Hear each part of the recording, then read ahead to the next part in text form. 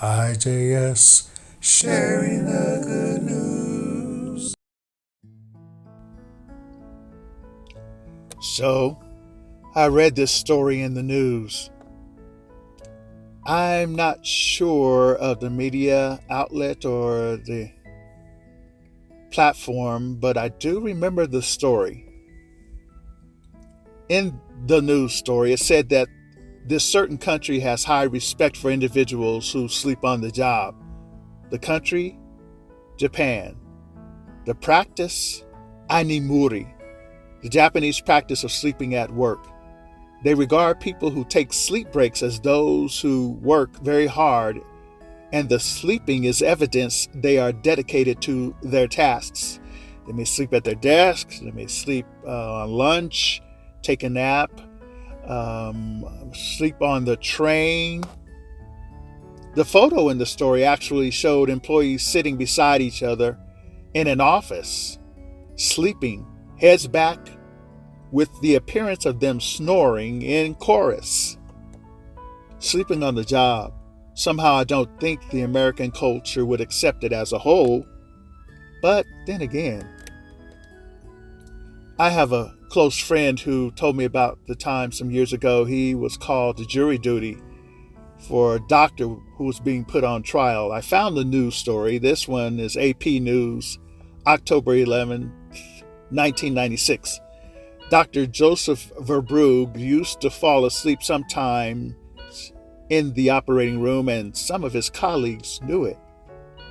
One even wondered whether he had a drug problem. Another suggested to him that he get himself some coffee and walk around the OR to stay alert. All of that would come out on the stand many months later after Verbrugge, an anesthesiologist, was charged with reckless manslaughter for allegedly dozing off during a routine ear operation on an 8-year-old boy. Verbrugge, who is on trial in state court in the 1993 death, could get up to 8 years in prison if convicted. We need to be awakened, spiritually awakened. The Bible calls it being quickened or revived. I'm reading from the Message Bible, the book of Romans, chapter 13, verses 11 through 14. But make sure that you don't get so absorbed and exhausted in taking care of all your day-by-day obligations that you lose track of the time and doze off, oblivious to God. The night is about over. Dawn is about to break. Be up and awake to what God is doing. God is putting the finishing touches on the salvation work He began when we first believed.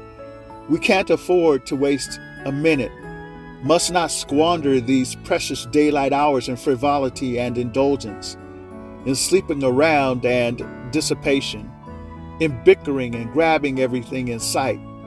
Get out of bed and get dressed. Don't loiter and linger, waiting until the very last minute. Dress yourselves in Christ and be up and about. I'm just sharing.